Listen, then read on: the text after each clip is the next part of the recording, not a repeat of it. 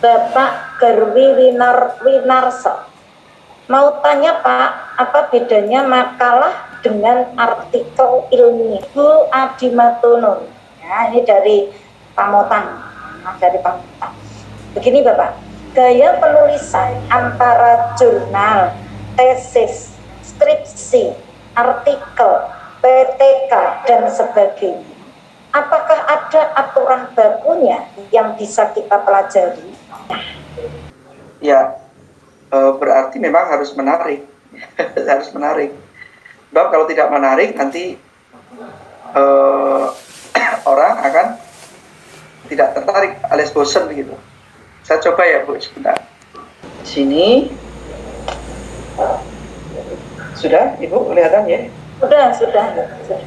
Belajar lingkaran menggunakan model kooperatif metode tutor sebaya. Nah ini kan, kalau kita hitung ini melebihi dari 6 kata. Jadi tugas saya adalah mengubah ini, belajar lingkaran menggunakan metode tutor sebaya. Itu aja langsung nggak apa-apa. Ambil yang spesifiknya ini.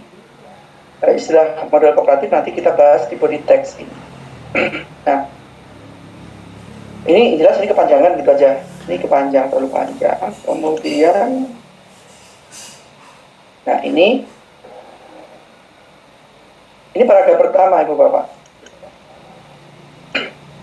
Jadi intro itu boleh diawali dengan kutipan atau anekdot atau fakta-fakta lain. Itu boleh.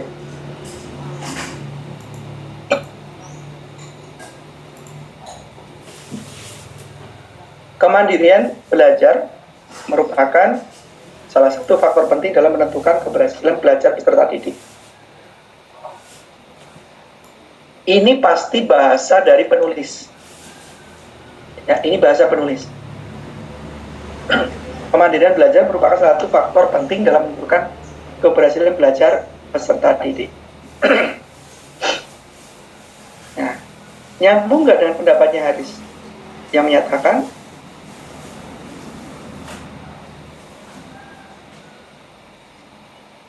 individu yang memiliki kemandirian yang tinggi cenderung lebih baik, mampu memantau, mengevaluasi diri dan mengatur belajarnya secara aktif, efektif, hemat waktu dan tugas mengatur waktu belajar dan memperoleh skor yang tinggi dalam sains. Nah, ini kan terlalu umum, ya, pendapat ini terlalu umum, paragraf 1. Sains. Di paragraf 2, beliau langsung ke subjeknya matematika. Nih. Ya kan? Matematika di Estikledum, Temanggung. Nah, mungkin ini sebagai paragraf untuk membuka ke topik utamanya, itu pembelajaran Temanggung, pembelajaran matematika. Tetapi ketidaknyambungan di sini adalah ini tentang kemandirian belajar. Nah, sedangkan di sini langsung paragraf kedua adalah matematika. Jeglek enggak ini? Jeglek. Ya. Harusnya masih ada keterangan di sini. Keterangan untuk menuju ke paragraf kedua harusnya. Ya, harusnya seperti itu. Nah, jadi paragraf pertama ini ya yang menarik itu misalnya pembelajaran tentang misalnya seperti ini. Saya ganti aja Bapak Ibu ya. Membaca puisi di kalangan siswa SMP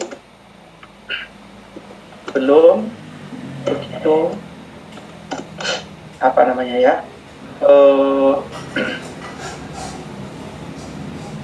ini aja kompetensi, kata kerjanya kompetensi membaca puisi di kalangan siswa SMP belum begitu maksimal. Nah, seperti ini Bapak Ibu. Misalnya atau beberapa suaranya ini ya.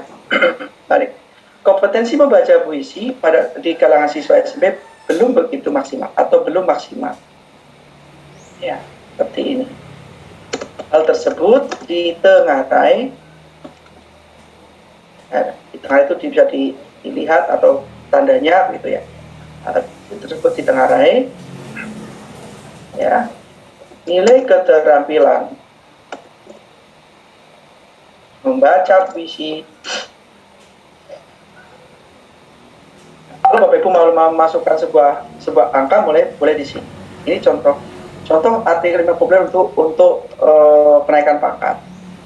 Ini contoh saja.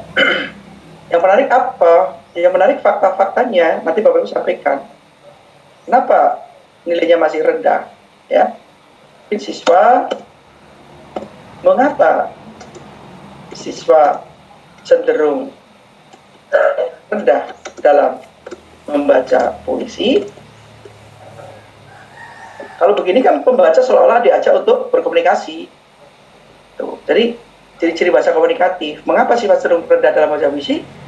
Ya, pasalnya, ya, sebagian dari mereka ngaku merasa malu. Titik. Ya, satu. Selain itu, ya, sulitnya memahami isi puisi. Sisi lain, misalnya dulu ya, minimnya contoh atau pemodelan serta media pembelajaran yang digunakan. Titik seperti ini. Ini kan fakta-fakta menurut saya menarik, ya. Mengapa rendah? Karena ini loh faktanya, bla bla bla bla.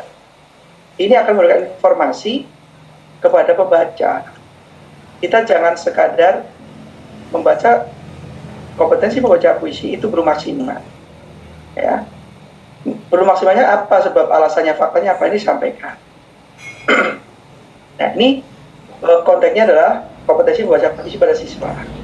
Jadi medianya masih kurang, mereka merasa malu, sulitnya memahami isi dan sebagainya. Ya, kondisi tersebut ya, memperkuat ya, masih rendahnya literasi pada siswa. Ya, seperti itu. Ya. Nah, untuk itu diperlukan solusi melalui di sini. Untuk meningkatkan kompetensi membaca ini, solusinya apa? Sebutkan sini. Ya, misalkan melalui teknik pemodelan. Ya. Itu Bapak Ibu ya. Nah, ada kata kunci di sini, teknik pemodelan. Boleh Ibu Bapak langsung lanjut ke teknik pemodelan, itu adalah apa? Atau Bapak Ibu boleh kembali ke menarik kondisi ini di satuan pendidikan Bapak Ibu. Ya. Kondisi tersebut itu di atas tadi ya. Kondisi tersebut ya tidak jauh berbeda dengan pembelajaran membaca puisi di SMP Negeri 1 Keranggan misalnya. Menurut saya salah-salah ngetiknya ya. Nah, seperti itu. Jadi Ibu Bapak, ini ada hal secara umum yang Ibu Bapak sampaikan alasannya.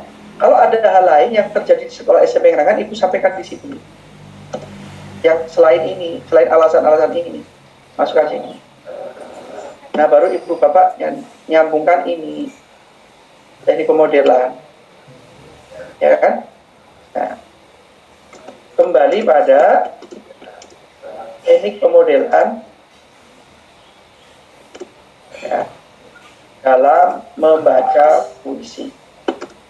Teknik pemodelan nah, menurut Slamet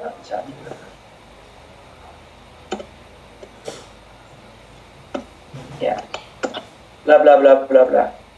Jadi Bapak Ibu, kutipan itu sebenarnya untuk ini, menegaskan ini. Nah, arti tutor itu apa, menurut siapa, ini sini. Jadi nggak sembarangan menaruh kutipan. Kutipan itu memperkuat, menguatkan konsep atau teori. Gitu. Oke. Jadi ini kondisi-kondisi awal ini Ibu Bapak sampaikan di intro. Ini intronya. Ya. Kalau ada data fakta boleh lagi sampaikan. Sebelum ke teknik pemodelan, fakta lain boleh Bapak sampaikan. Kalau Ibu Bapak punya datanya secara statistik, boleh masukkan sini. Sehingga memperkuat intro awal dan pembaca akan tertarik bagaimana sih dengan kondisi seperti ini, dengan model seperti ini kok bisa nanti naik ya seperti apa. Maka dia akan merasa dituntun untuk masuk ke dalam isi tulisan kita sampai di akhir. Ya, kembali pada teknik ini kan kata-kata untuk nyambungan ini saja, menyambungkan ke paragraf baru.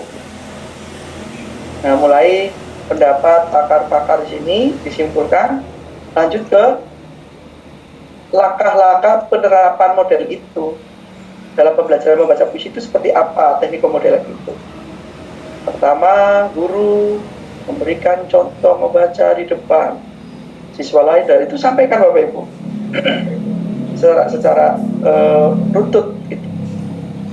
Kalau Bapak Ibu menggunakan metode pemodelan ya seperti itu. Tentu ketika Bapak Ibu menggunakan model lain, teorinya juga lain. Ini contoh saja.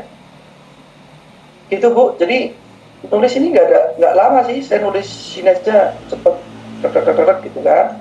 Jadi Bapak Gerwi Winarso mau tanya Pak, apa bedanya makalah dengan artikel ilmiah?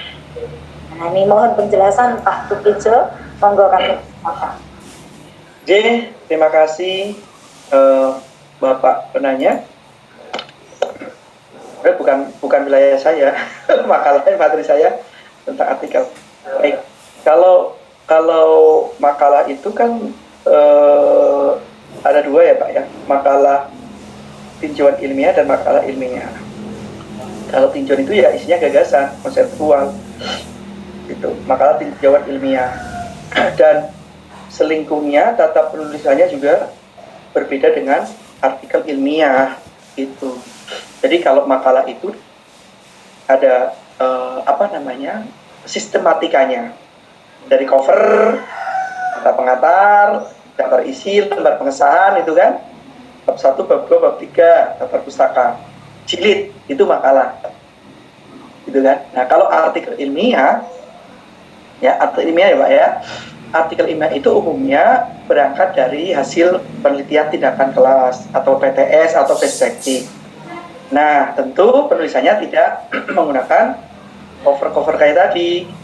Itu hanya nanti, 1, bab 2, bab 3 sama di penulisannya nanti artikel ilmiah itu terbitnya di jurnal ilmiah. Kalau makalah tadi itu tidak diterbitkan di bentuknya itu adalah dijilid Pak, itu makalah dijilid atau makalah boleh ya, itu jadi soft itu. Ini urutannya tadi jelas, jadi ada cover, ada kata pengantar, ada daftar isi dan sebagainya. Kalau artikel ilmiah itu prosesnya dari hasil tadi PTK dan sebagainya dan diterbitkan di jurnal ilmiah yang ber-ISSN itu hasil. Jadi seperti itu Pak. Dan urutannya, aturannya selingkung dari jurnal itu yang mengatur. Ya mau kertasnya berapa, ukurannya berapa, begitu. Kalau artikel ilmiah populer itu dimuat di media massa, baik koran, majalah, tabloid, buletin. Nah, seperti itu bedanya ya Pak ya. Termasuk sistematikanya kemarin sudah ada kepala, ada body text, intro, isi, penutup. Jadi masing-masing berbeda seperti itu. Kalau bahan artikel di koran itu bisa dari PTK, perspektif, PTS, konseptual gagasan, tesis, disertasi itu boleh. Itu bedanya.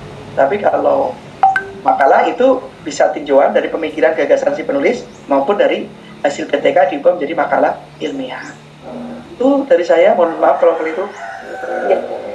Terima kasih Pak Tukijo. Mungkin sudah Bu Adimatunun. Ya, ini dari Pamotan. Dari Pamotan. Begini Bapak, gaya penulisan antara jurnal, tesis, skripsi, artikel, PTK, dan sebagainya. Apakah ada aturan bakunya yang bisa kita pelajari? Nah, kan Bapak ini, kayaknya ini suka menulis ini, ini begitu mendengar penjelasan Bapak semakin ingin menulis jurnal ya, tesis ya, skripsi, artikel, kayaknya ini luar biasa itu Adimatunun ini. Monggo Pak Tukijo. Terima kasih. Jawaban saya pasti ada aturan bakunya, ya pasti itu jawaban saya. Jadi PTK itu ada aturannya. Kemudian untuk tesis, disertasi itu masing-masing perguruan tinggi punya aturan pedomannya itu. Di UNES juga ada aturannya, di Undip juga ada begitu. Nah, jadi kalau saya menyampaikan secara detail tentu bukan kewenangan saya, tapi masing-masing punya ragam dan panduan penyusunan skripsi. Ada bukunya kalau di UNES, panduan penyusunan disertasi dan tesis untuk UNES. Seperti itu berlaku di wilayah UNES, itu selingkuhnya. Jadi kalau di kampus lain saya kurang paham, tapi prinsipnya hampir sama, gitu ya. Sebenarnya kalau tulisan buku juga saya sampaikan di pelatihan buku, kalau di sini nanti terlalu panjang. Jadi besok saya tanggal 6 ada pelatihan tulis buku se-Jawa Tengah, ini juga ada narasumber bukan juga sastrawan. Itu juga saya sampaikan di sana. Terus saya penulis buku bersertifikat BNSP untuk non fiksi, saya penulis buku non fiksi. Nah, di teman saya yang sastrawan menulis buku yang fiksi. Ya saya floor di sana Bu untuk pedoman penulisannya, termasuk bagaimana mengubah dari hasil PTK jadi buku. Itu ada selingkungnya, ada metodenya, begitu nggak asal plek ISBN gitu, enggak. Itu ada bagian-bagian tertentu yang harus diubah, seperti itu. Dan ilmu itu banyak, Bu. Kalau saya sampaikan di sini nanti nggak cukup waktunya. Nulis buku teks dengan buku antologi itu juga berbeda. Itu kemudian membuat makalah hasil penelitian sama makalah ilmiah itu juga ada sistematikanya. Itu ya Bu ya. Nanti lain waktu terkait dengan itu ya, jelas untuk pengaturan tesis skripsi itu ada buku panduan masing-masing perguruan tinggi. Ada tim penyusunnya biasanya. Ingatkan Ibu. Ya. Sesi bersama Pak Tukijo kayaknya sudah cukup untuk hari ini. Kalau ada hal-hal yang masih ingin ditanyakan, mungkin besok bisa bertanya langsung kepada Bapak Tukijo tentang hal-hal berkaitan dengan penulisan artikel ilmiah populer kali ini. Demikian kegiatan kita pagi hari ini. Alhamdulillah berlangsung dengan lancar, para peserta mengikuti dengan sangat luar biasa. Terima kasih Ibu Bapak guru-guru hebat yang luar biasa. Di hari Minggu ini penjenengan semua sudah berkenan meluangkan waktu penjenengan untuk menimba ilmu dari Bapak narasumber kita, yaitu Bapak Tukijo. Ya. Dan untuk Bapak Tukijo kami menyampaikan terima kasih yang sebanyak-banyaknya karena penjenengan sudah berkenan dengan ikhlas dan senang hati untuk sharing ilmu kepada kami semua.